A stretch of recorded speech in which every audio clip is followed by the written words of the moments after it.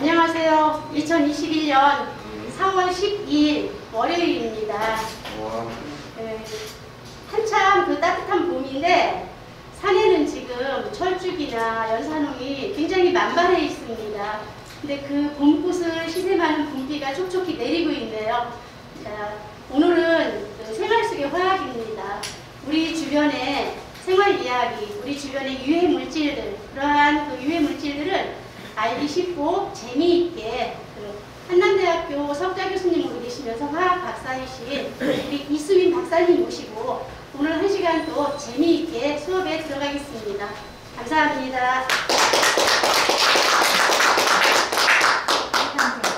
안녕하세요. 안녕하세요. 만나서 반갑습니다. 반갑습니다.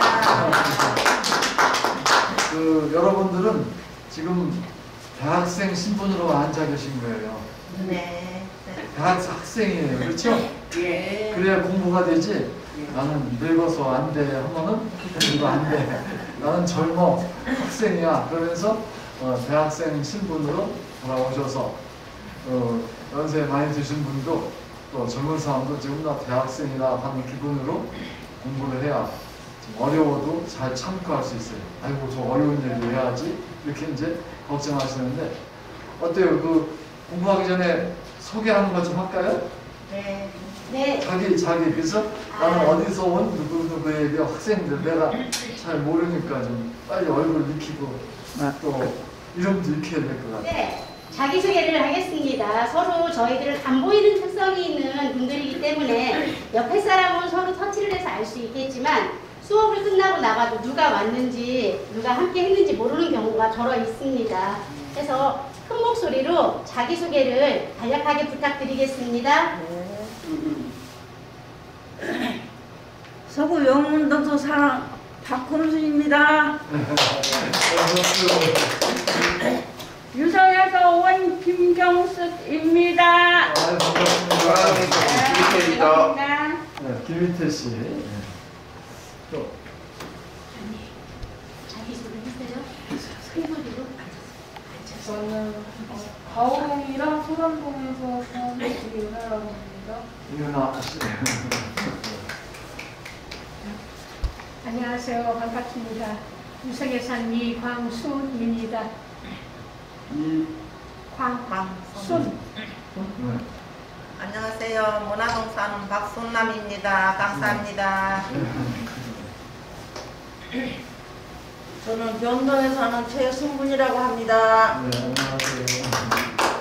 안녕하세요. 저는 유천동에서 온 사람 박희순입니다. 안녕하세요. 김재신입니다. 반갑습니다. 이상입니다. 선생님이랑 머리가 좋으시네요. 안 오신 분 기억도 하시네.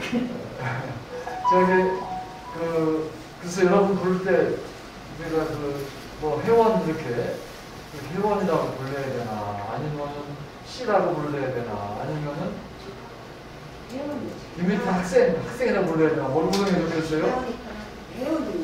이름 뒤에 님이라고 하세요. 뭐라고 부르면 편하시겠어요? 뭐라고 부르는 게 좋아요? 듣기 좋은 게로 불러드리려고. 님이라고 하세요. 되게 님이라고 많이 하더라고요. 님자로? 네, 이름 뒤에 님. 누구누구님? 그렇게? 네. 그렇게 부르면 좋겠군요. 네. 김희태님? 그래야 되겠네? 네. 오케이, 알았어요. 우리가 지금 세 번째 시간인데 첫 번째 시간에 뭐 얘기 우리 같이 공부했죠? 전자레인지. 전자레인지 했죠? 전자레인지 하면서 전자레인지가 뜨겁게 되는 이유는 뭐 때문에 그랬죠? 물 분자. 그렇죠. 전자파나요. 물. 그래서 전자파를 참 발견하게 된 전자레인지를 참 발명하게 된 동기가 주머니 속에 있는 뭐 때문에? 초콜릿 넘어가지. 아이고 공부 참 잘하네. 기억하네. 그래서 왜 초콜릿가 녹았을까 하고서 해보니까 그 전자파 때문에 그런 거야. 전자파가 왜 초콜릿을 녹일까 하니 초콜릿 속에 물이 뜨거워지는 거야. 물 분자. 이거 문제 어려운데 분자. 어려운데 그래도 우리 모든 물은 한꺼번에 물을 마셔도 그 물이 다 분자로 돼 있어. 분자 알갱이 되는데 그러니까 수억만 개, 셀 수가 없어. 괜히 많은 분자가 거기 있어가지고 운동을 해요. 운동을 하는데 여러분들 농악 하는 거 기억나고 생각나죠? 네. 농악. 그래 농악할 때 손으로 막 뭐 두드려요? 손으로 막 두드리는 게 있죠? 네. 뱅가를 두드리죠? 네. 그 뱅가를 두드리는 거는 진동운동이라고. 진동운동. 확 진동운동. 그러니까 물분자가 확 진동운동을 해요. 또 그 농악하면서 또 뒤에 머리에 붙어있는 뭐를 막 돌리죠? 풀을 돌려면 행맥이. 막 풀무라고 그러는데 머리에 또 머리가 돌리고 있죠? 회전시키는 거예요. 회전 운동이에요. 회전 운동. 그리고 가만히 앉아서 하는 게 아니라 요즘 앉아서 하는 것도 있지만 옛날에는 농악할 때는 확 뛰었어. 그죠? 네. 그거는 이제 병진 운동이라고 해요. 새가 분자가 하는 운동이 세 가지 운동이에요. 진동 운동, 회전 운동, 병진 운동. 세 가지. 한번 따라해볼까요? 회전 운동, 병진 운동, 진동 운동. 이런 운동을 하면서 막 이제 그 분자들이 움직이고 있는데 그 물 분자가 뺑글뺑글 도는 회전 운동을 확 하는 거예요. 그것 때문에 전자파 때문에. 그러니까 옆에하고 부닥쳐. 막 돌아가려면 부닥치죠. 그죠? 그러니까 옆에 것을 뜨겁게 만든 충돌하니까. 그래서 물이 덮여지는 거예요. 그게 이제 지난번에 배웠던 얘기입니다. 두 번째, 우리가 이 세상 요즘 제일 많이 먹는 약 얘기했죠? 두 가지 약. 무슨 약? 아스피린하고 타이레놀 얘기했어요. 그래서 이 약이 아스피린은 하루에 전 세계 사람들이 얼마씩 먹는다고? 1억 개. 엄청나게 많이 먹죠, 아스피린. 네. 아스피린은 무슨 효과가 있는 거죠? 해열, 진통, 세 번째 소염. 이 세 가지가 있는 거예요. 그런데 이 약이 만들어진 지가 굉장히 오래됐어요. 1899년 그때 만들어졌어요. 독일의 바이엘 회사에서 호프만이라고 하는 사람이 그걸 참 발명을 한 거예요. 아스피린을. 근데 원래 아스피린의 그 효과는 버드나무 껍질 속에 있었어. 근데 버드나무 껍질에 뭐가 있을까 조사해 보니까 아스피린 그게 들어있는 거예요. 근데 아스피린은 아니고 그냥 조금 살리실산이라고 하는 건데 그거를 잘 개조시켜가지고 아스피린 만든 거예요. 그래가지고 지금까지 쭉 아주 잘 팔렸어요. 근데 처음에는 해열, 진통, 소염 요것만 있는 줄 알았는데 점점 발달해가지고 알아보니까 그것만 있는 게 아니라 뭐가 또 있었죠? 피떡을 녹이는 거. 피떡을 녹이는 성질이 있어요. 그래서 고혈압 환자 이런 그 피에 조금 깨끗하지 않은 분들은 아스피린 계속 조금씩 먹고 있어요. 그죠? 네, 그런 아스피린. 네, 그런데 요즘에는 또 아스피린 연구하면서 항암 효과도 있다라고 하는 것도 지금 연구가 되고 있어요. 또 오랫동안 먹어왔는데 거기에 항암 효과도 있다 이런 얘기를 하는데 그러나 그런 아스피린은 함부로 많이 먹으면 좋아요, 안 좋아요? 안 좋다고 그랬죠. 예. 그리고 이제 아까 얘기한 대로 피떡을 녹이는 성질이 있어가지고 그게 들어가게 되면은 뇌출혈이 일어날 수 있고 그래 부작용이 있는데 약은 좋다고 보약은 아니야. 어떤 사람 약을 좋아하는 사람도 있는데 약 너무 좋아하면 안 돼요. 네. 그거하고 지난번에 타이레놀 얘기했죠? 네, 아스피린과의 차이점은 타이레놀은 해열, 진통만 있지 뭐는 없어? 소염은 없어요. 염증 치료는 없어요. 그런 게 있어요. 그리고 아스피린은 많이 먹으면은 위벽을 손상시켜줘. 그런데 타이레놀은 그게 손상하지 않아. 그래서 타이레놀에서 좀 더 위벽을 넣는 데 좋아. 그러나 소염 효과는 없어요. 그리고 타이레놀은 누가 먹으면 안 된다고 그랬어요? 술 좋아하는 사람 먹으면 안 된다고. 술 좋아하는 사람 먹으면 안 되고 간 나쁜 사람 먹으면 안 된다고. 네. 그렇게 얘기를 했는데 요즘에 뉴스에 여러분 들었겠지만은 요새 백신들 맞죠? 네. 맞으신 분 계세요? 아니요. 아직 못 맞았죠? 네. 네. 근데 백신 맞을 때 좀 몸이 안 좋을 때는 타이레놀 먹으면 괜찮다고 그런 뉴스가 나왔었어요. 네. 들었죠? 그런데 그랬더니 그냥 편의점에 가서 타이레놀을 막 사는데 네. 타이레놀이 모자른데요. 없대요. 약국에도 힘들대. 그래, 그렇게 뭐 아무렇게나 막 그냥 소문만 듣고서 하지 말고 또 타이레놀과 똑같은 성능이 있는 그런 약도 있고 그래서 그 발표하는 사람이 조금 실수를 했어.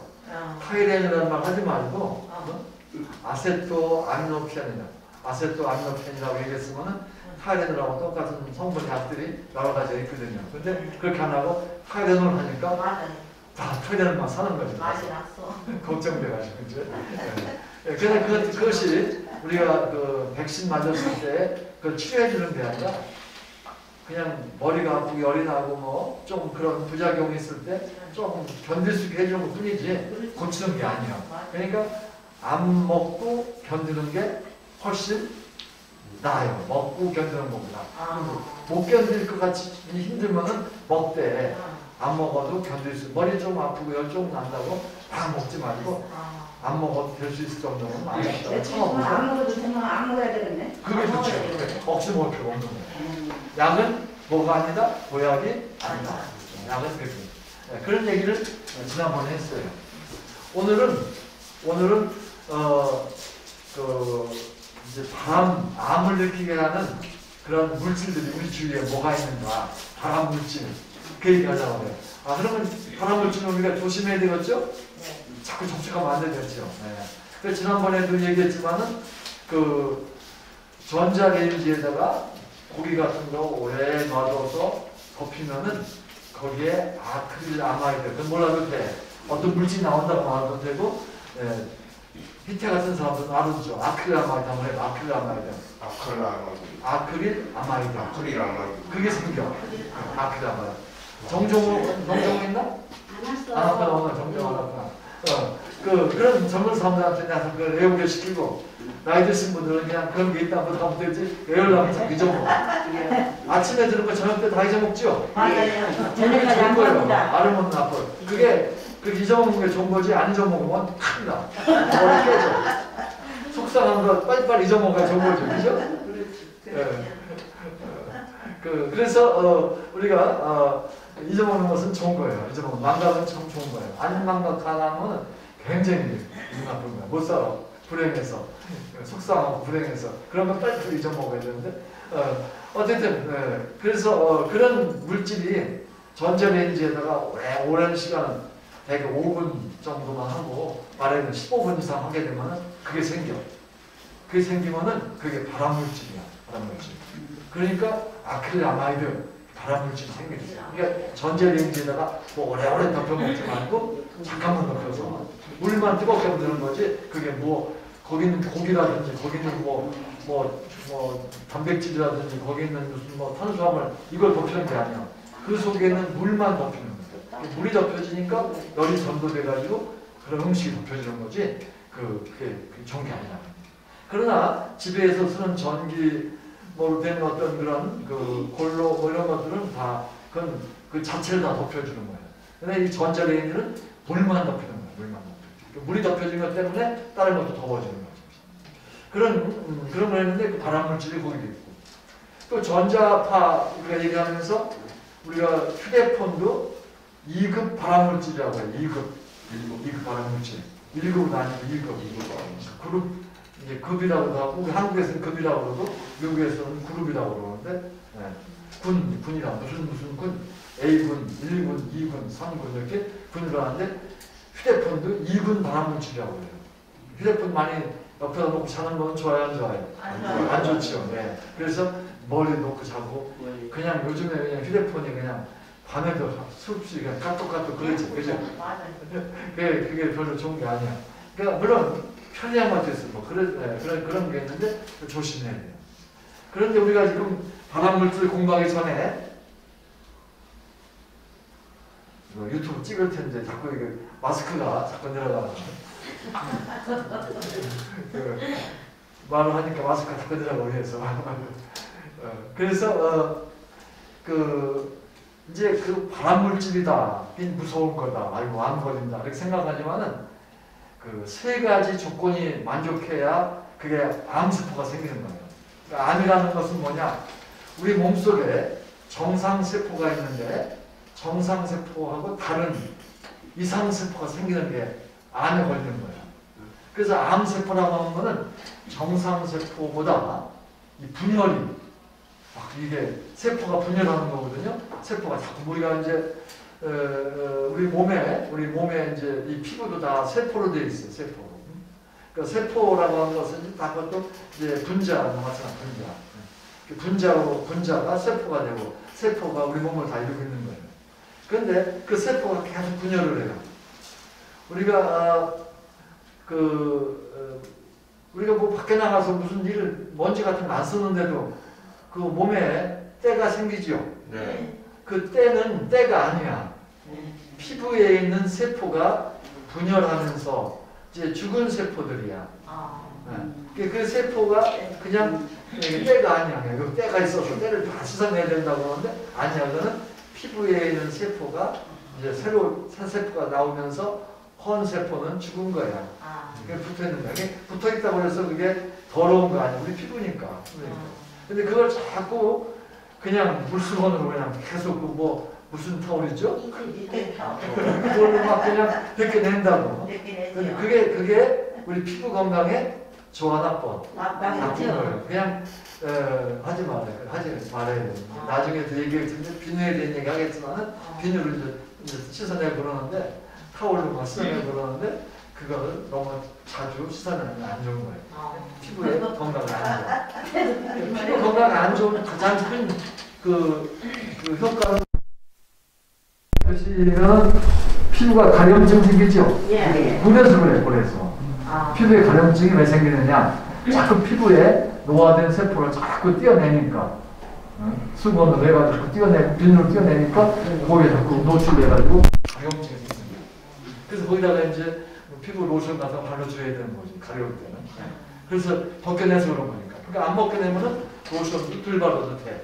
근데 벗겨내면 자꾸 가려우니까 로션 바르게 되는 거야. 어쨌든 그런 세포가 이제 분열을 하는 건데 우리 몸에 우리 몸을 이루고 있는 좋은 세포가 있는가 하면은 암세포가 있는 거예요. 암세포가. 근데 암세포가 이제 어떻게 생기느냐 우리 몸에서 아까 얘기한 대로 발암물질이 몸에 들어가야 되고 두 번째는 우리 세포가 그 발암물질과 결합할 수 있는 발암물질과 함께 이렇게 반응할 수 있는 그런 어떤 조건이 돼야 돼요. 그런 조건이 됐다고 해도 그 세포와 외부에서 온 발암물질도 만나야 돼. 그러니까 그 외부에서 발암물질이 몸속에 들어와야 되고 첫 번째 조건이. 두 번째 조건은 우리 몸 세포가 발암물질을 받아들일 수 있는 그 화학적으로 얘기하면 어려운 얘기지만 활성화가 돼야 돼. 활성화가 안 되면 그게 와도 괜찮아. 활성화가 됐고 그 다음에 그 두 개가 만나야 돼. 그래야만 그게 만나가지고 그 세포가 이제 변이를 일으켜가지고 암세포가 되는 거예요. 그러니까 암세포의 특징은 옆에 있는 세포를 다 죽이고 자기만 막 크는 거예요. 안 죽는 거예요. 그것도 세포인데 쫙 분열하면서. 그래서 정상적인 세포가 죽게 되고 암세포가 확 커지고 그러다 보니까 암덩어리가 생기고 그런 거지. 그래서 세 가지 조건이 충족돼야만 그게 암세포로 변질이 되는데 세 가지 충족하기가 그렇게 쉬운 건 아니야. 세 가지가. 우리가 연세 드신 분들 뭐 있지만 우리가 결혼하는 것도 마찬가지야. 결혼이 그렇게 금방 이렇게 안 되잖아. 어떤 사람 만나야 되고 또 마음이 내켜야 되고. 그래서 옛날에 그러잖아요. 결혼을 하면은 눈에 뭐가 쓰여야 된다고? 콩깍지가 써야 된다고. 콩깍지가 써야 돼.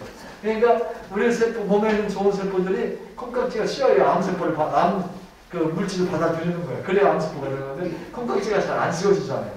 요즘 애들은 콩깍지가 더 잘 안 씌워지나 결혼을 더 안 해. 그죠? 옛날에는 콩깍지가 잘 씌워졌는데 요즘은 콩깍지가 안 씌워지는 거예요. 다른 건 다 보이지 말아야 돼. 콩깍지가 씌워져가지고 좋은 점만 보여야 되는데. 네, 그런 것처럼 이 암세포가 생기는 것도 세 가지 조건이 충족돼야 생기니까 암 발암물질을 우리가 먹었다고 해서 우리가 만졌다고 해가지고 금방 암 생기는 건 아니야. 너무 공포증 가질 수 없어요. 그게 세 가지가 맞아야 되는데 세 가지가 맞았는지 안 맞았는지 알 수가 있어요, 없어요? 없으니까 조심하는 거지. 조심하는 거지. 아, 이거 발암물질이가 이거 내가 먹었으니까 금방 생기겠네? 이건 아니야. 맞아야 돼. 조심해서 그 덜, 우리가 먹든지 덜 마시든지 덜 이렇게 해야 됩니다. 그래서 그러면 무슨 물질이 발암물질인가 하는 거는 알아야 조심할 거 아니에요. 조심하는데 발암물질 사실은 굉장히 많아요. 굉장히 많아. 한 1000원까지 된다고 하나? 그렇게 많아요. 그런데 그렇게 다 우리가 할 게 없고 우리 주위에서 접근하는 것 중에서 몇 가지만 골라서 이제 얘기를 하려고 해요. 다 할 수 없고 우리가 많이 접촉하는 것들. 그게 발암물질 얘기를 하려고 하고 그리고 이게 발암물질인가 아닌가 하는 거는 조사해봐야 되고 연구해 과학자들이 연구해봐야 할 거 아니에요. 그런데 그 연구가 사람한테 한 게 아니라 다 무슨 실험? 동물 실험이에요. 동물 실험. 동물 실험. 처음에는 뭐 세포에다가 했다가 식물 세포에 했다가 나중에는 동물 실험. 우리 사람과 가장 비슷하다고 하는 동물 침팬지, 그죠? 원숭이. 그런 걸 해보고서 암이 생겼다. 암이 생겼다. 그렇게 이제 알아내면서 이건 발암물질이다 이렇게 얘기하는 거예요. 그게 이제 1군, 2군, 3군 이렇게 구별해서 얘기하는데 그걸 뭐 동물 실험만 한 거지 사람한테 실험만 안 하는 거예요. 이건 이제 암하고는 관계없는 얘기지만 재밌는 얘기라 얘기하는데 요즘에는 좀 덜하지만 조금 전만 해도 나이가 드신 분들한테 달걀 먹으면 좋다고 해서 안 좋다고 그랬어요. 안 좋다고. 네? 콜레스테롤이 많다고. 콜레스테롤 많다고 먹지 말라고 그랬죠. 예. 특별히 노른자에 많다고 그랬죠. 예. 이제 그 실험을 뭘 했냐면은 토끼를 했어요. 토끼. 토끼 가지고 토끼에다가 달걀을 자꾸 먹여봤더니 정말 토끼의 피에 콜레스테롤이 자꾸 많아지는 거예요. 그래서 이거 달걀 많이 먹으면 나이 드신 분한테는 콜레스테롤 늘어나가지고 심혈관 질환의 위험성이 있다. 이렇게 이제 얘기를 했어요. 그래서 나이 먹은 분들은 간만 계란 안 먹으려고 그랬어요. 그렇지. 그렇죠? 예. 네. 그러나 그 실험한 동물이 뭐예요? 토끼. 토끼예요. 토끼는 채식동물이에요? 육식동물이에요? 채식동물이에요. 사람은 채식만 먹나 육식도 하나요? 육식도 하지 않아요. 사람하고 다른 거예요.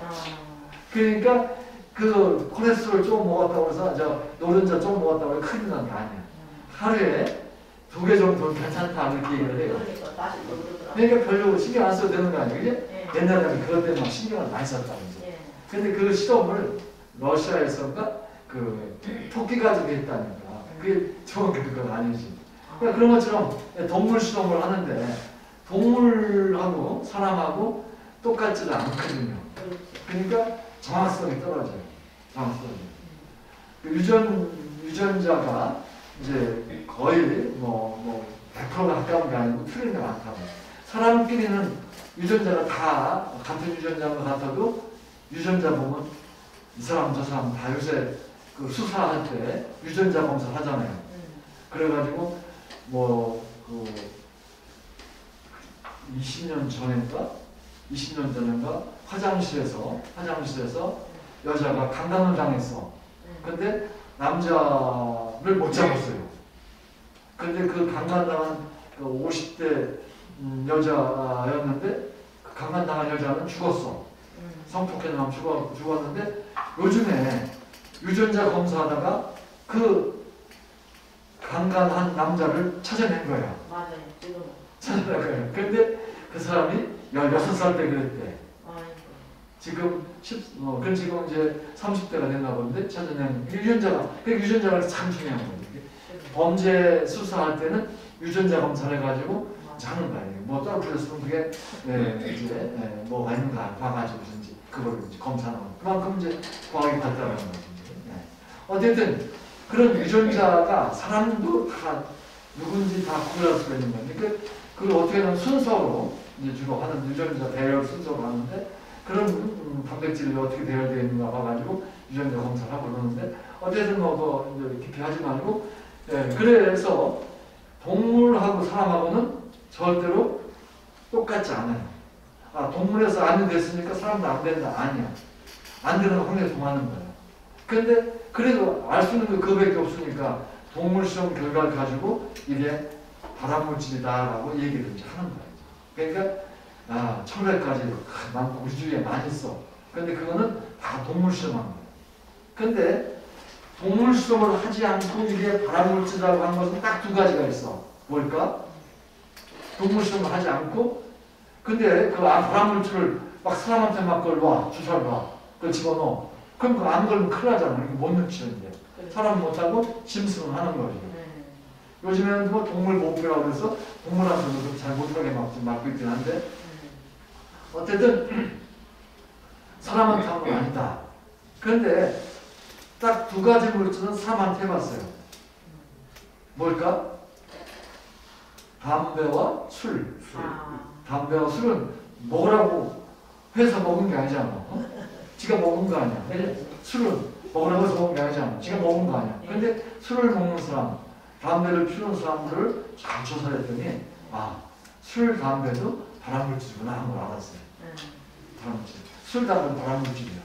그 얘기는 좀 이따 이제 구체적인 하고 우리 주위에 이제 발암물질이라고 하는 것들 중에 흔한 것 중에 하나가 여러분들 얘기 들어봤죠? 새집 증후군 얘기 들어봤죠? 예. 새집에 들어가면은 발암물질이 많다고 그러죠? 네. 그 새집 증후군에서 발암물질이라고 얘기하는 것이 뭐냐 그러면 포름알데히드라고 하는 거예요. 포름알데하이드. 한번 따라해볼까요? 포름알데하이드.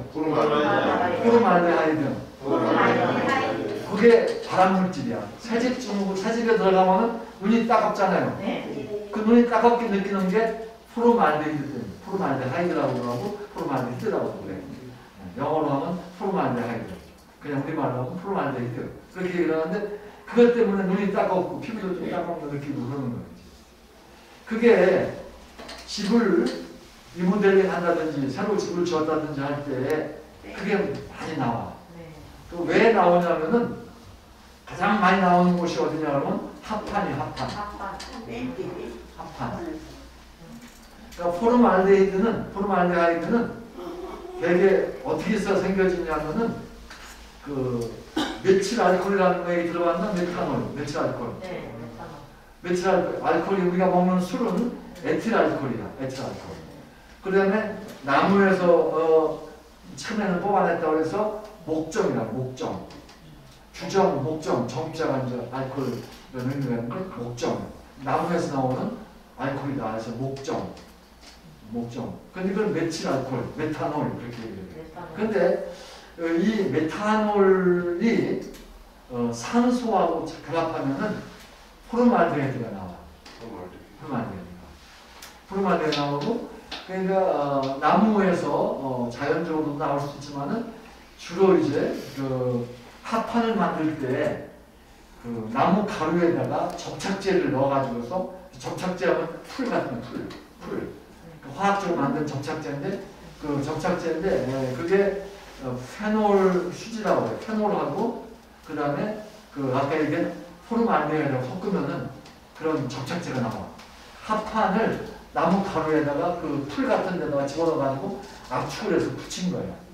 그러니까 그걸 만들 때 집어넣은 것이 포름알데히드가 들어가 있어요. 그러니까 거기 들어갔던 것이 남아있고 그 페놀 수지가 아직 덜 되고 남아있는 것들 이런 것들이 합판 속에 남아있는 거예요. 그게 집을 고치고 합판을 실내에서 썼다 그러면은 거기서 계속해서 뭐가 나와? 포름알데히드가 나와. 그래서 요즘에 포름알데히드가 나오는 게 거기서만 나오는 게 아니라 집에 니스 칠한다고 그러죠? 네. 니스에서도 그게 나와. 포름알데히드가. 냄새가 많이 나. 니스가.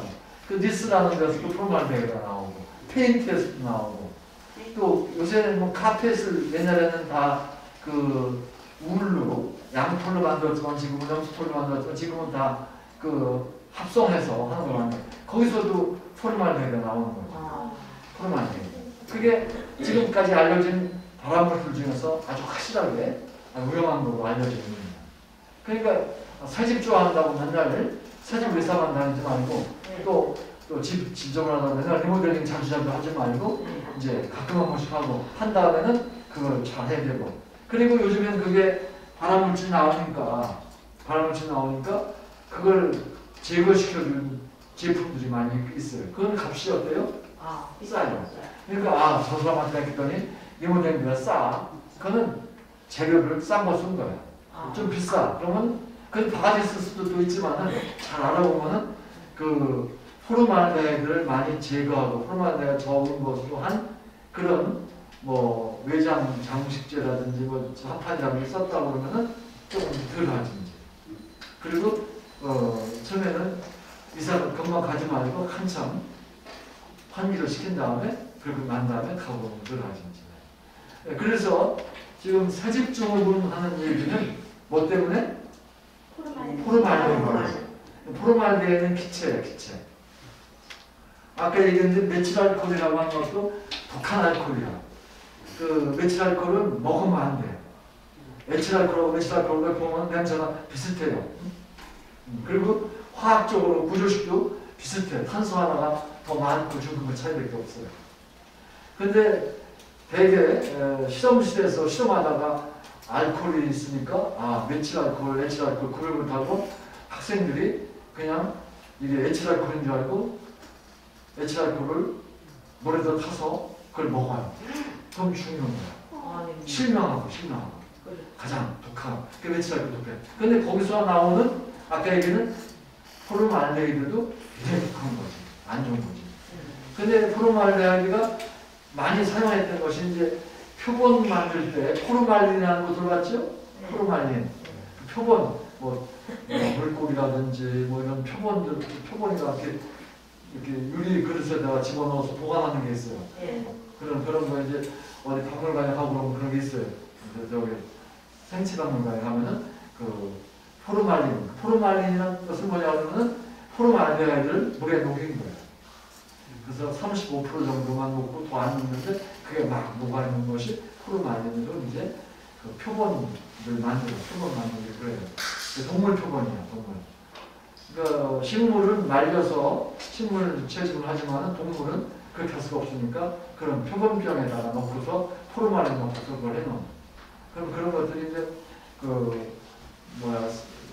동물, 생물 이런 거 다 보관하는 박물관에 가면 그런 것들 다 있어요.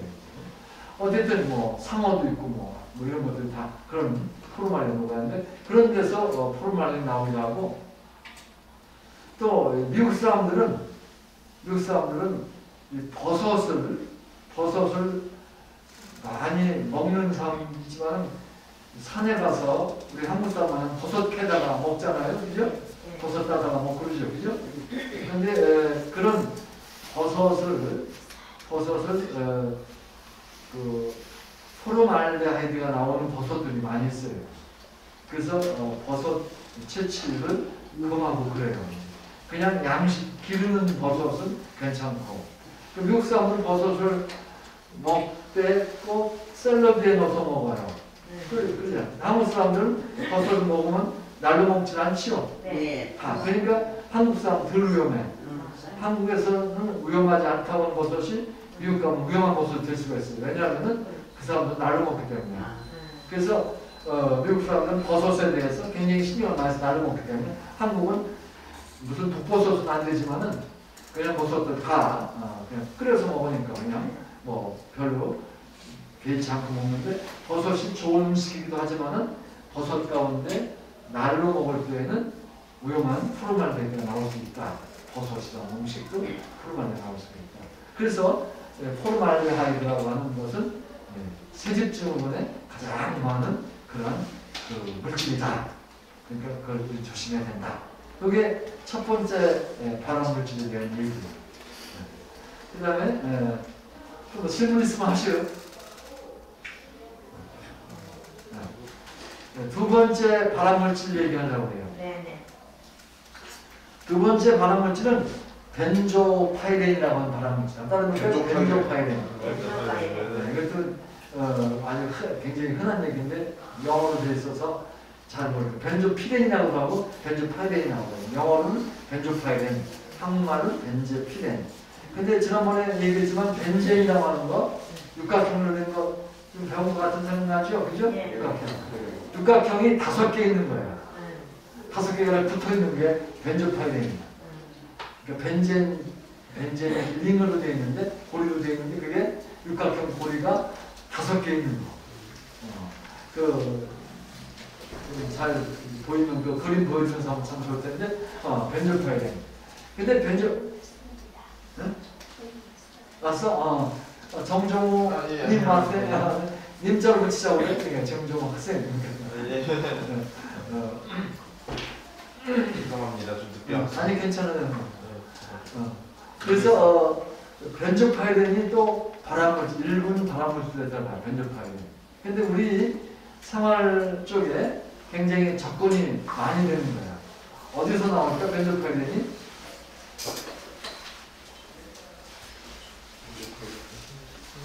그 옛날부터 아니 늘 집에서 얘기하잖아요. 고기 타면 안 된다고 그러죠. 그죠? 프라이팬 고기 타면은 거기 발암물질 나온다고 그러죠. 고기 탈 때 나오는 발암물질이 벤조파이렌이에요. 자, 다 같이 한번 벤조파이렌. 벤조파이렌. 그러니까 우리가 생선이든지 고기든지 타면은 거기서 벤조파이렌이 나와요. 근데 굉장히 독성이 센 거라서 조금만 먹어도 이제 위험한 거예요. 벤조파이렌. 근데 벤조파이렌은 그러니까 절대로 탄 음식은 먹으면 안 돼요. 근데 한국 사람들은 그냥 삶은 거보다는 구운 걸 더 좋아해요. 맛있다 구운 게 더 있죠? 그래서 구워 먹어야 돼. 고기도 구워 먹어야 맛있지. 옛날에는 숯불구이 많이 했잖아요. 지금 하나요? 숯불에다 막 구워. 지글지글 구워지면서 거기에 막 뭐가 생겨? 벤조파이렌 막 생겨. 그것도 맛있다고 막 먹는 거예요. 근데 그래서 고기는 내가 고기는 맛이 좀 없어도 수육이 제일 좋아. 수육 맛없죠? 그죠? 그냥 굽는 데 낫죠. 수육보다는. 수육이 그래도 제일 고기 먹을 때는 제일 좋아요. 나 그제 병원에 갔었는데 성모동 의사가 나오고 자꾸 하루에 고기 좀 많이 드셔야 돼요. 나이가 드실수록 고기 많이 먹어야 돼요. 근데 저는 고기를 별로 안 좋아하는데 우리 지난번 얘기했지만 3대가 살아. 손자가 셋, 아들 며느리 둘, 우리 식구 둘 해서 7식구가 살아. 근데 애들은 고기를 많이 먹어야 되잖아. 며느리가 고기를 많이 해. 나는 고기 조금만 달라고 그러는데 근데 병원에 갔더니 의사가 나이 드실수록 고기를 많이 드셔야 돼요. 왜냐하면 근육이 자꾸 없어져요. 그러더라고요. 고기를 많이 먹어야 돼. 근데 고기 맛있게 먹으려면 구워야 되는데 구우면 뭐가 생겨? 벤조파이렌. 그러니까 안 먹을 수도 먹을 수도 있고. 그래서 구워 먹어야 되나 쪄 먹어야 되나 고민이 되는 거예요. 그죠? 아니 조기도 구워서 먹으면 조기가 맛있지 찐 조기 맛이 없잖아요. 그죠? 그 구워 먹어야 되나 쪄 먹어야 되나 갈등이 있는데 구워 먹어도 잘 갈라내고서 잘하면 괜찮겠죠. 말씀드리죠. 그래서 어쨌든 거기에 벤조파이렌이 나와요. 여기 자 제일 많이 나오니까 지금 세계에서 암 환자가 가장 인구비례를 해가지고서 암 환자 가장 많은 나라가 한국이라고 하더라고요. 그죠? 그 암 환자. 그러니까 한국 사람들 왜 고기를 더 먹어서 그런 것 같다 싶어. 어쨌든 이제 고기를 같이 먹어야 되는데 그럼 구워 먹지 말고 그렇지. 그래서 구워 먹지 말아야 되는데 구워 먹어서 그런지 어쨌든 암 환자가 좀 제일 많아요. 세계가. 근데 어쨌든 그게 환자가 많아서일 수도 있지만은 한국이 진단 기술이 발달했어요. 그러니까 이 의료보험이 한국이 참 좋아요. 의료보험 체제가. 미국 오바마가 한국의 의료보험을 따라가고 싶은데 미국에서 반대해서 못했어요. 한국의 의료보험이 참 잘 됐다고 미국 사람들이 부러워해요. 미국 사람들은 의료보험이 이제 그 보험을 많이 들은 사람들, 젊어서 좋은 직장에서 다니면서 보험 많이 들은 사람들은 괜찮아. 근데 보험을 못 들은 가난한 사람들, 그런 사람들은 그냥 죽으라는 거예요. 나 아는 사람이 하나 미국에 있는데 그 미국에 가서 보험을 못 들은 거지. 일반 보험이지. 우리나라처럼 건강보험은 굉장히 싸잖아요. 근데 미국은 보험이 비싸. 그러니까 미국에 가가지고 뭐 보험 들을 돈이 없으니까 안 들었거든요. 그러니까 이제 이게 어려운 모양이에요. 치료를 안 해주는 거예요. 그러니까 보험 낸 사람들만 치료 잘해주고 안 해서 안 해주고. 그러니까 한국에 왔더니 이렇게 좋은지 몰랐어. 유전이 뭐예요? 한국에 치료 다 해주니까 유방 걸린 환자인데 그냥 미국에서 걸렸는데 그냥 진물이 나와도 암 진단을 못 하는 거예요. 암이라고도 안 하고 그냥. 그래서 한국에 왔더니 암 진단하고 수술을 다 해서 붙였다고 참 좋아하고. 그렇게 이제 한국이 더 좋은 거지. 그런 의료 체계가 한국이 미국보다 좋은 거지. 물론 부자들한테는 미국 좋지만은 가난한 사람들한테 한국이 좋은 거예요. 맞아. 한국이 좋은 거예요. 가난한 사람. 보험 이렇게 가난한 사람 많이 안 해도 되고 이렇게 해주기도 하고. 그리고 뭐 또 이제 뭐 차상위 계급들 어려운 사람들은 또 그냥 막 해주고 그러잖아요, 그죠? 네. 그런 것들이 한국이 참 좋은 거지. 어쨌든 그렇게 진단을 한국이 잘 많이 하는 거예요. 진단을 많이 하면은 환자가 많이 생기는 거지. 그렇죠.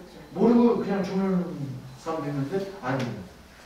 한국 요새 이제 코로나가 자꾸 이제 요새 좀 커지고 방역도 좀 아픈 게 올라가고 그러는데 한국도 진단을 잘하는 거야.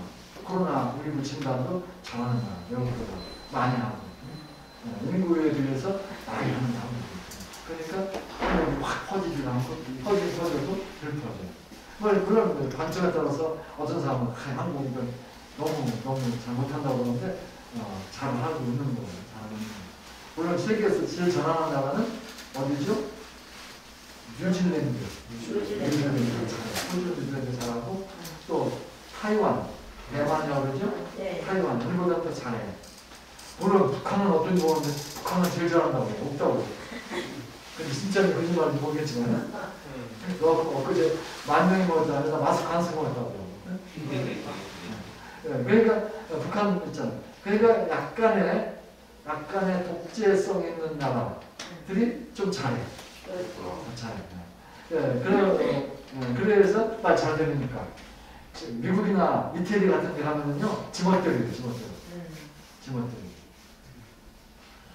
미국에 재밌는 얘기 하나. 미국에 블루로우라는 게 있어요. 블루로우. 파란색 법칙이라고. 블루로우. 근데 미국이라는 나라가 어떻게 생겼냐면 영국의 청교도들이 메이플라워라는 배를 타고서 이제 미국에 처음 건너간 거예요. 영국이 아주 종교 타락하고 막 그러니까 청교도들이 갔어요. 그래가지고 미국 가가지고 미국에서 이제 처음에 가가지고 이제 메이플라워를 타고 이제 프리머스라고 하는 항구에 도착했어요. 마사추세츠 주인데 메사추세츠 주에서 해가지고서 이제 정착하기 시작했는데 그 사람들이 처음에 가가지고 첫 번째 농사 져가지고 그 다음에 두 번째 농사 져가지고 그래서 돈이 생기면은 첫 번째 교회를 짓고 두 번째 학교를 짓고 세 번째 자기를 짓었다는 거예요. 상당히 좋죠, 그죠? 교회를 짓고 그 다음에 학교를 짓고 자기 집은 맨 마지막에 짓는 거예요. 우리나라는 맨 먼저 뭐예요? 자기 집. 그 청교도들이 아주 신앙의 자유를 가지면서 살아본다고. 그래서 청교도들 때문에 이제 땡스기빙 데이 추수감사절이 생긴 거예요. 거기서부터 처음에 한 거예요. 그래서 어쨌든 11월달 넷째 목요일날이 추수감사절.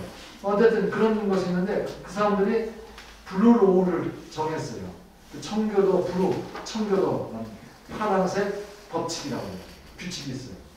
거기는 여러 가지가 있는데 절대로 주일날은 그러니까 일요일날은 주일날은 술을 못 팔게 돼 있어. 좋죠? 술을 못 사. 주일날 술 먹으면 안 되는 거예요. 그만큼 이제 두 번째는 이제 담배꽁초를 버리면 절대 우리도 안 되지만 거긴 더 심해. 근데 이제 그 사람들은 또 규칙이 또 하나 뭐 불러 갔다는 뭐가 있냐면 이제 왜 서양은 부부끼리 뽀뽀를 많이 하잖아요, 그죠? 근데 절대로 블루로에는 현관에 나와서 부부가 뽀뽀하면 안 된다. 그런 규칙이 있어요. 그건 잘 해놨네. 그런 규칙이 있어요. 블루로, 청교도. 지금은 이제 달라졌어요. 지금은 뭐 이태리는 안 그래. 이태리 애들은 얼마나 지 마음대로 뽀뽀하는지 그냥 만나는 만 물론 남녀가 뽀뽀하기도 하는 거 남자끼리도 하고 여자끼리도 하고 막 그래 뽀뽀를 많이 해. 그러니까 이태리가 코로나가 많이 왔어요. 많이 왔어요. 지 마음대로 하는 거야. 정부가 시켜도 말 안 들어. 그렇게 그래서 그 어떤 그 통제가 잘 안 되는 그런 사회인데 미국도 잘 통제가 요즘 잘 안 되지만 옛날에는 아주 그 규칙을 참 잘 지켰어요. 불을 청교도 어쨌든 그래서 그런 저런 이유 때문에 이제 근데 한국이 그래도 자유로운 나라이면서도 방역도 잘하고 그러면서 체온 쟀죠? 체온도 재고 손도 씻고 마스크도 쓰고 지금 마스크 쓰고 강의를 하니까 지금 막 힘들어. 그래도 마스크 쓰고 강의하는 거예요. 그렇게 잘 지키니까 이제 저희가 잘 조절이 그래도 늘어나긴 해도 2,000명이 올라가지 않고 600명, 700명 이런 거 올라갔더라고요. 요즘에 대전도 또 그냥 많이 오르고 그러는데 그럴수록 우리는 조심해야 됩니다. 조심해야 돼요.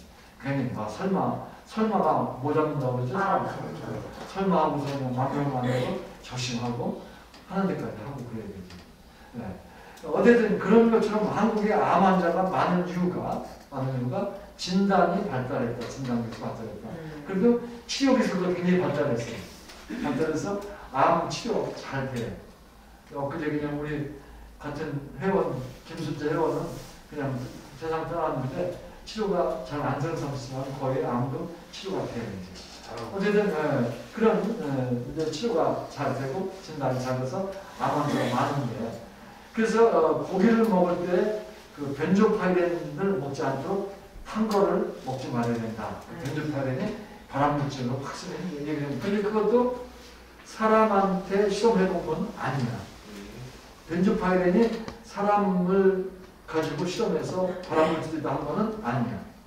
그냥 동물 실험에 의해서만 그렇게 나오는 거예요. 벤조파이렌. 그래서 벤조파이렌은 우리가 상당히 조심해서 먹지 말아요. 근데 벤조파이렌은 이따도 얘기하겠지만 담배를 피울 때 담배 연기 속에 꼭 있어야 돼요. 담배 연기 속에. 그러니까 담배라는 게 담배 잎사귀가 니코틴이 들어있는데 니코틴이 또 여러 가지 물질이 같이 섞여서 담배가 되는데 그것이 타면서 벤조파이렌이 나오는 거예요. 탄 고기 안 먹겠다고 고기 안 먹으면서 나가서 담배 피우면 어때? 똑같은 거지. 차라리 단 고기 먹고 담배 안 피우면 되잖아요.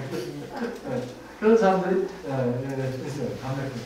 담배 필 때 그 담배 연기 속에 벤조파이렌이 꼭 들어있어요. 검사해보면. 그리고 벤조파이렌들이 자동차 배기가스에도 있어. 벤조파이렌이 타면서 꼭 생기는 거기 때문에 꼭 타는 게 뭐가 타느냐? 그 자동차는 가솔린이 타는 거야. 가솔린이 유기화합물이죠. 유기화합물. 그래서 석유 이런 것들이 다 유기화합물인데 그런 것들이 타면서 벤조파이렌이 생길 수도 있다. 그래서 우리가 생선 고기 구워 먹지 말아야 된다고 하면서 맨날 자동차 배기가스 마시면 또 안 되는 거지. 다 같이 다니는 거예요. 그런 벤조파이렌이 발암물질 중에 하나다. 아까 호르몬데이도 벤조파이렌 얘기했어요. 그 다음에 발암물질이면서 또 환경 호르몬인 것이 있어요. 환경 호르몬. 호르몬이라는 게 뭐예요? 우리 몸에 내분비선이라는 게 있어. 내분비선. 갑상선이라는 거 있죠? 갑상선.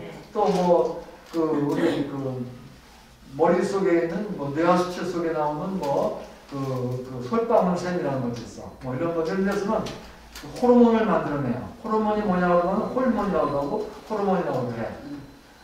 그런 호르몬은 아주 우리 몸에 중요한 화합물이야. 화합물질이야, 물질. 그게 있어야 좋은 거야.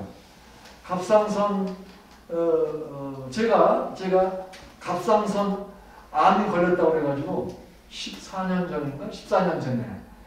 전에 건강검진하는데 갑상선 암에 걸렸대. 그래서 조직검사에 돼 있다고 그래.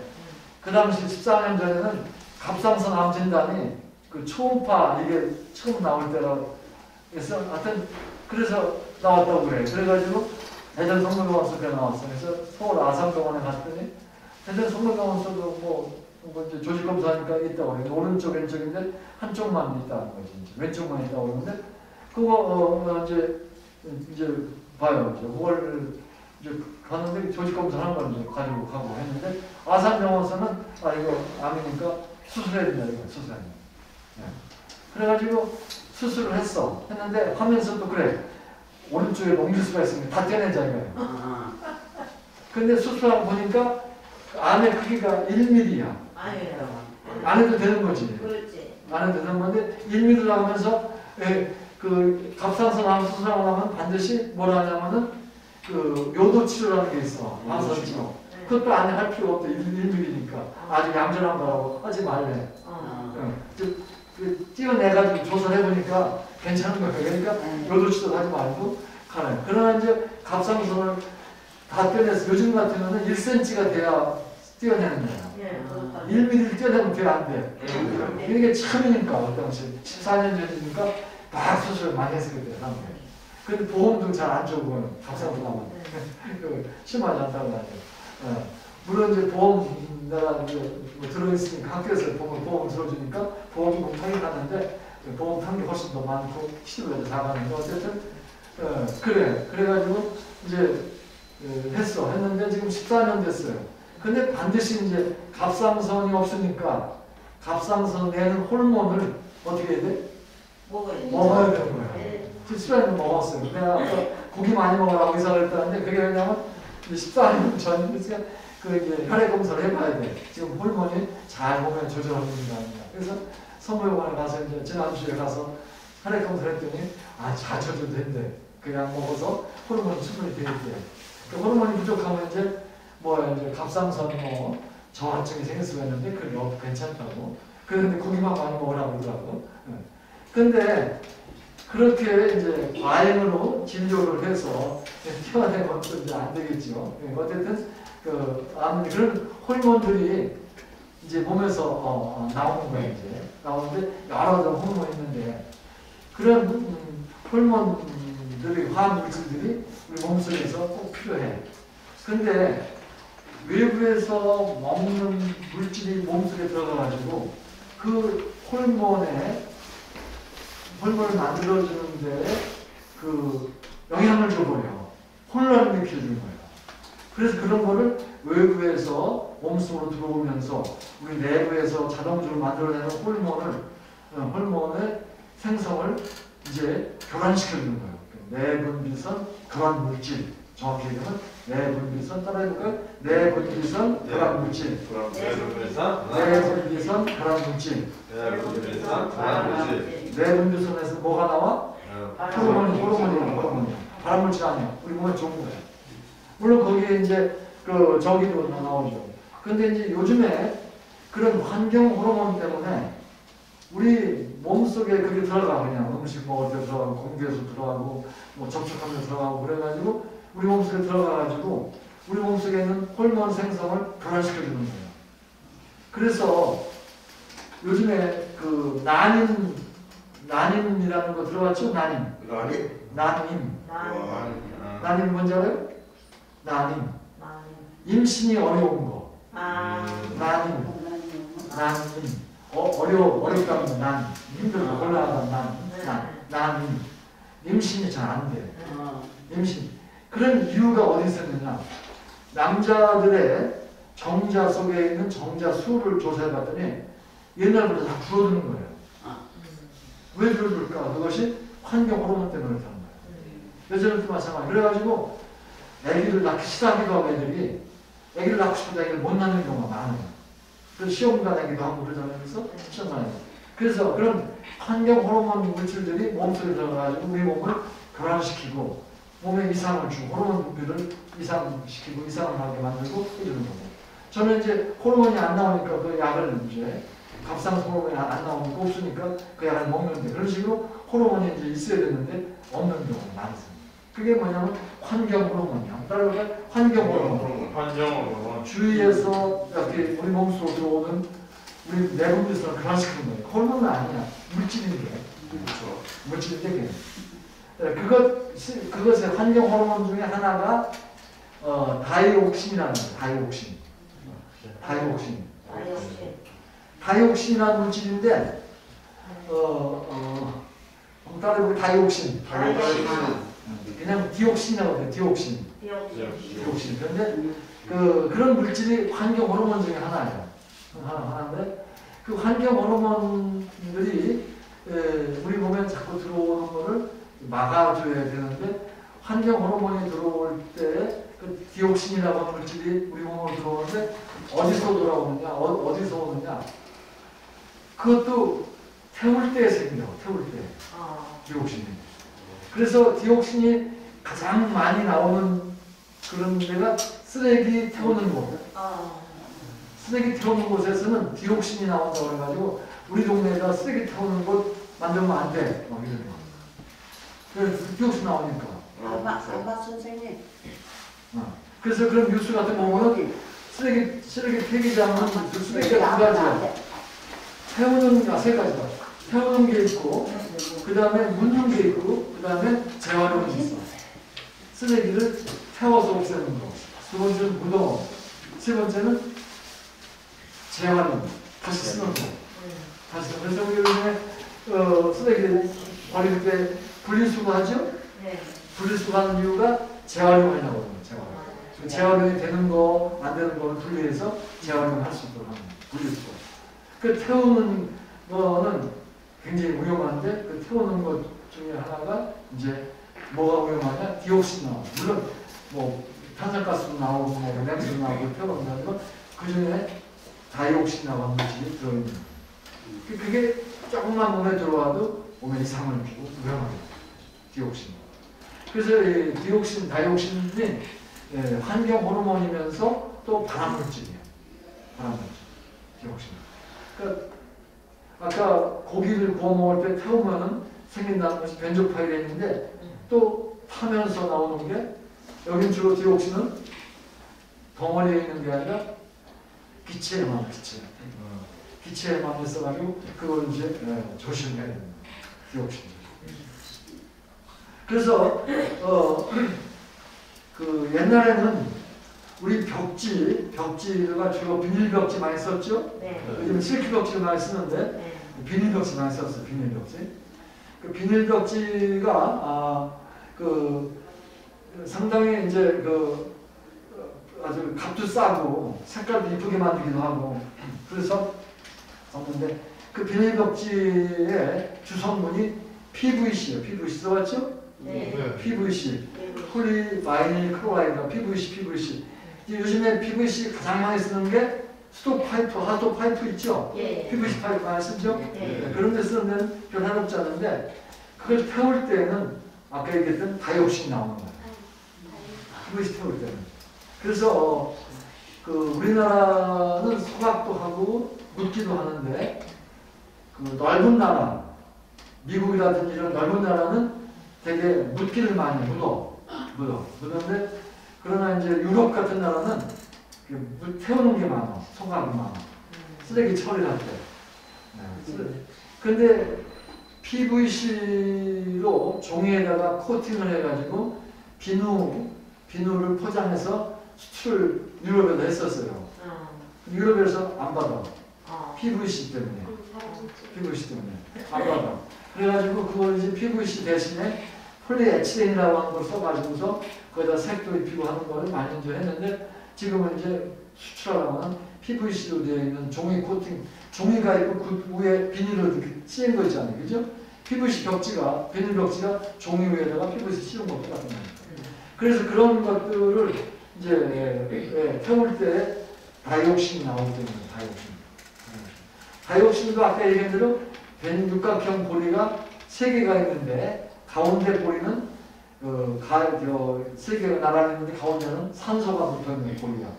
그냥 몰라도 돼 그냥 학교에서 애들 가르칠 때 쓰는 얘기인데 어쨌든 그런 고리가 있는데 다이옥신 그러면서 염소가 C의 염소가 많이 거의 4개나 치환되어 있어요. 다이옥신 염소. 테트라크로라고 해서 염소가 치환되어 있는. 이거 좀 어려운 얘기니까 우리 그 연세 드시는 분들은 몰라도 돼 가실 거예요. 태우면 뭔가 생긴다더라 아마 알아본다든지.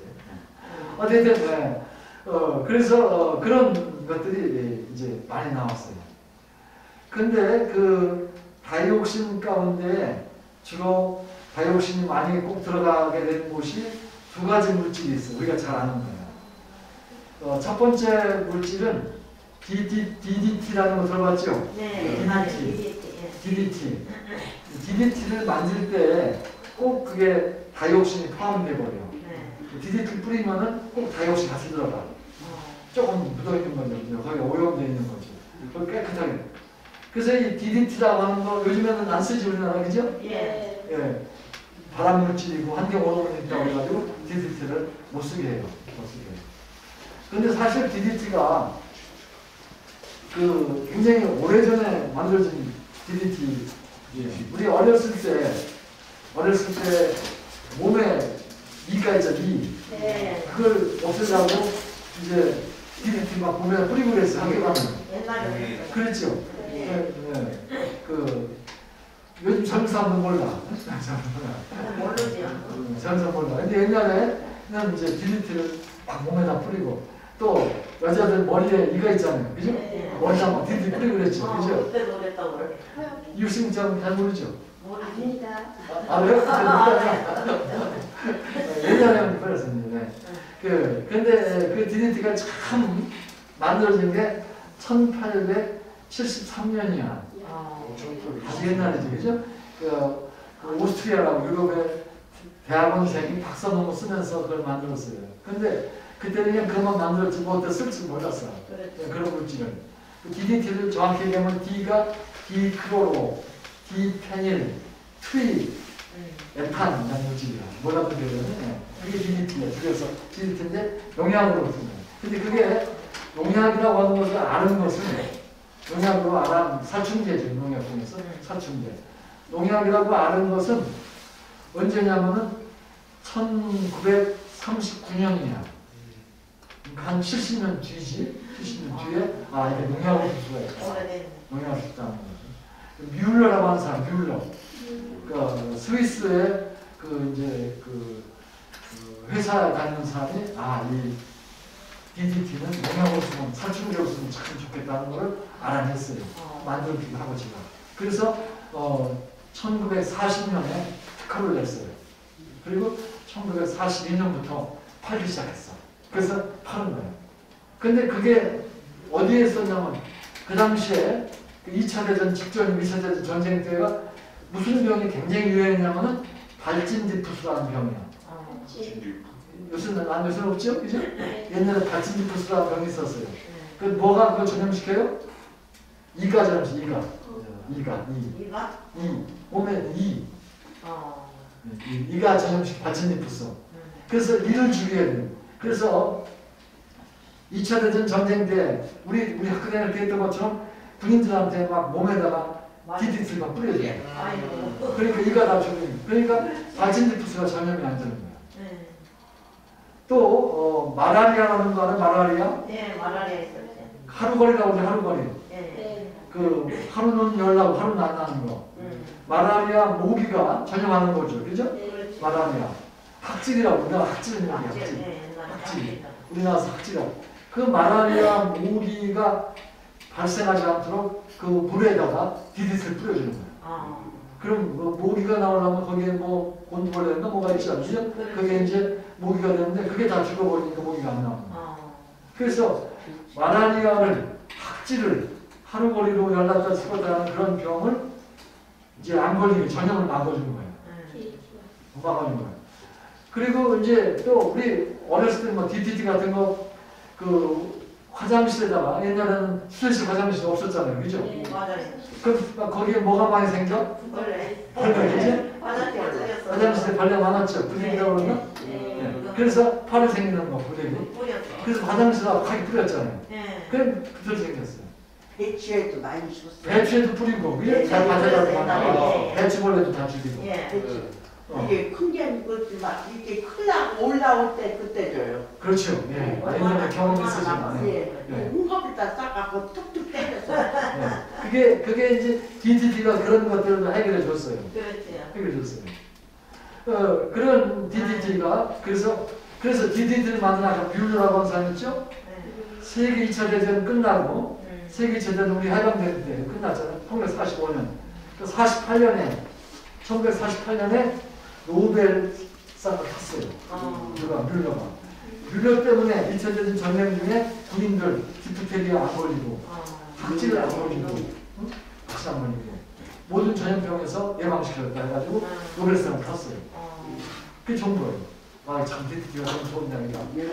그런데 1962년 그러니까 노벨상 타고 난 다음에 한 10년도 더 넘었죠. 62년도에 그걸 발견한 거예요. DDT의 해로움을 알아낸 거예요. 그렇죠. DDT가 왜 해로우냐. 그래서 그 1962년에 칼슨이라고 하는 여자 환경운동가예요. 여자가 책을 하나 썼어. 무슨 책을 썼을까?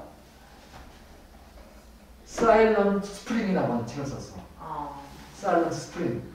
사일런트 스프링이라고 하는 건 뭐냐면 이제 그 봄의 침묵이라는 거야. 근데 미국에서 보니까 흰색 부리, 흰색 머리, 술이라고 하는 새들이 자꾸 없어져. 독수리도 자꾸 없어져. 미국에. 왜 그런가 했더니 독수리 알이 얇아져. 그래서 깨져버리는 거야. 알을 깨서 독수리가 나오기 전에 깨져서 못하는 거야. 그러면서 개체수가 자꾸 줄어들어. 숫자가 줄어들으니까 왜 그런가 알아봤더니 그 이유가 DDT 때문에 그런 거야. 그 다음에 이제 또 미국의 플로리다라고 하는 게 있어요. 남쪽에. 거기에 악어가 굉장히 많아. 악어가 많은데 악어가 자꾸 줄어들어. 호수에 악어들이 있는데 미국에서 악어 엘리게이터라고 그러더라고요. 가봤는데 그 플로리다에 가봤더니 악어들이 자꾸 줄어드는 거예요. 가만히 조사해봤더니 악어의 수컷의 생식기가 짜그러들고 좁아진 거예요. 수컷의 생식기가 악어에. 그러니까 생식 능력이 없는 거예요. 왜 그럴까? 호수에 있는 악어의 그래서 가만히 호수 상류를 봤더니 거기에 무슨 문장이 있었어? DDT 문장이 있는 거예요. 그래서 이게 문제가 있다. 그리고 그런 거 이제 증명이 돼가지고 그렇게 마라리아라든지 발진디푸스를 막아주고 노벨상까지 그 만든 사람 주었는데 나중에 그거에 해로운 것이 나온 거예요. 그 해로운 것이 뭐냐? 그게 아까 얘기한 다이옥신이 DDT 속에 있는 거예요. 발암물질을 상경으로 보니. 그래서 그때부터 이제 62년 이후부터 이거 하면 안 되겠구나 해서 안 쓰게 했어요. 안 쓰게 해가지고 한국도 거기 가입하고 다 가입을 했어요. 그런데 가입을 빨리 한 나라가 있고 늦게 한 나라가 있는데 중국은 우리가 늦게 했어요. 중국에서 나오는 채소 먹으면 안 될 수가 있었지. 그거 다 안 했었는데 지금은 중국 가입했으니까 그렇게 안 할 거야. 한국에 지금 중국 김치가 굉장히 많다고 지금 그렇죠? 식당 가면 중국 김치인데 DDT는 안 써. 안 쓰니까 여기는 할 거 없어. 우통 먹고 김치 만들어. 남자들이. 그러니까 지저분할 것 같아서 그러니까 한국 사람들 식당에서 중국에서 온 김치는 안 좋다고. 우통 먹고 남자가 옷 벗고 만드는 김치 그게 뭐가 들어가지고 먹겠다 해서 싫어하니까 사람들이 중국 김치 갖다가 씻어. 그래서 백김치라고 해요. 백김치라고 해요. 그렇게 빨리라고 하는데 어쨌든 그래 DDT가 그렇게 문제가 있어가지고 안 써. 그런데 그러면서도 아프리카에서는 마라리아 때문에 죽는 사람이 많아. 거기 좀 써줘야 될 것 같다고 그래. 거기가 마라리아 죽느니 마라리아 걸려가지고 죽느니 DDT 해놓은 거 참지 않는 사람인데 어쨌든 지금은 DDT를 못하게 해요. 근데 그 DDT가 똑같은 게 또 하나 있어. 이사디라는 게 있어. 이사디가 뭐 하는 약인지 알아요? 제초제. 제초제. 이사디 제초제. 그렇죠. 근데 그 제초제는 거의 거기도 마찬가지로 다이옥신들이 들어있는데 요즘에는 우리 농촌에서는 그런 거 다 제거해주고 괜찮은 건 아니라고 써요. 그런데 그 월남전 알죠? 월남전에 가가지고 고엽제라는 말 들어봤어요? 고엽제. 이 고엽제가 뭐예요? 그게 바로 제초제예요. 그 정글이 월남에 있으니까 베트공들이 미국 군인을 막 공격하고 그 정글 속에 들어가면 못 찾아. 네. 그러니까 아이고 이거 못 찾으니까 여기 거기다가 뭘 뿌렸어? 고엽제만 뿌린 거야. 고엽제에 그게 다이옥신이 들어있는 거야. 그래가지고 고엽제 피해. 한국도 그렇고 막 당뇨병도 생기고 막 그러잖아요, 그죠? 미국도 그렇고 고엽제 월남전 갔다 온 사람들 고엽제 때문에 뭐 많이 그 병원 가서 뭐 치료도 받고 그러는데 어쨌든 그런 것이 있는 거예요. 고엽제. 그것도 제초제 속에 들어가 있는 다이옥신이 있었다. 그렇게 이제 그 위험한 물질들이 있는데 지금은 그걸 과학적으로 알아내가지고 또 제거시키려고 하고 또 제거가 안 되면 안 쓰고 그러면서 고엽제도 안 쓰고 이제 또 얘기하면 DDT도 안 쓰고 그렇게 한다.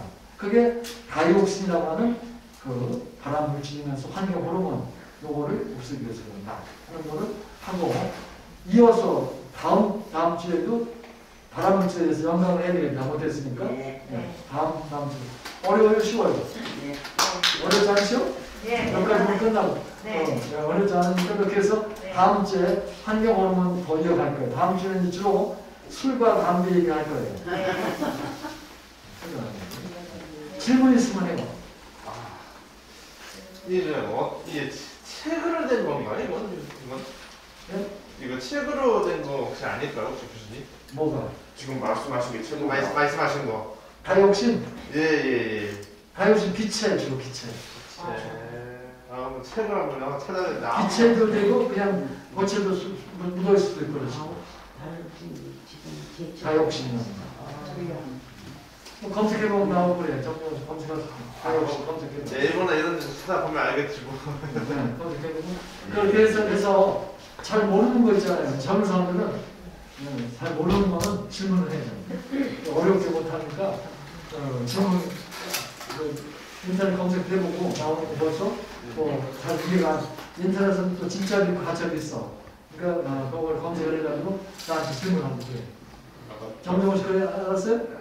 도서나 이런 데 책 보면은 그런 거 나와 있나요? 뭐 기체 관련된 거 뭐 그럼. 이런 거. 다이옥신 나오지 인터넷 치면 나오지.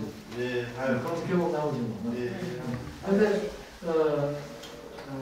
쳐서 거기 나오는 거를 다 이해가 다 안 될 거예요. 그래서 좀만 물어보고 또 이제 아마 좀 이해하고 그 중에 그 인터넷에 나오는 정보는 100% 다 믿으면 안 돼요. 그냥 완벽하게 증명이 안 됐어도 연구한 사람 해낸 내용도 그냥 그게 사실처럼 보도를 해. 앞으로 이럴 거다 라고 예측한 것도 보도를 해버려요. 인터넷에. 보도가 나오면 인터넷 검색이 되니까. 그러니까 인터넷이라든지 검색에서 나오는 거는 정확도가 떨어지긴 해요. 그래도 좋은 정보를 많이 얻을 수는 있지. 그런데 그게 정확도는 떨어진다고 생각을 해야 되지. 그래서 그런 거는 나한테 확인하고, 나도 또 모르는 거는 나도 또 확인하고, 그래서 해가지고 오늘 여기까지 끝나면 될 것 같아요. 좀 일찍 끝나라고 그러시더라고요. 12시까지 하려고 그랬었는데 좀 일찍 끝나라고 간단히 그러시더라고요. 선생님, 제초제가 풀 죽이는 약이에요? 네? 제초제가 풀을 죽이는 약. 근데 되게 지금은 옛날에는 모를 심으면은 꼭 못 심은 다음에 며칠만에 한 번씩 논을 매줬잖아요. 그렇죠. 지금은 안 매줘요. 왜 안 매줘요? 제초제로 매줘요. 그래서 제초제의 성분은 이제 그 식물 가운데 벼라든지 보리는 외떡잎 식물이라고 해요. 외떡잎. 좀 길게 나와. 근데 쌍떡잎 식물이 있어. 근데 제초제는 외떡잎 식물은 안 죽이고 쌍떡잎 식물만 죽이는 거.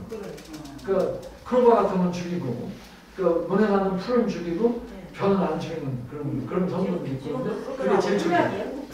그리고 요즘에는 지금 시골에서 사는 사람들, 단독주택 하는 사람들은 제가 아는 사람들 많이 시골에 농가 뭐 무슨 주택이나 전원주택이라고 사는데 세 가지 전쟁을 해야 돼요.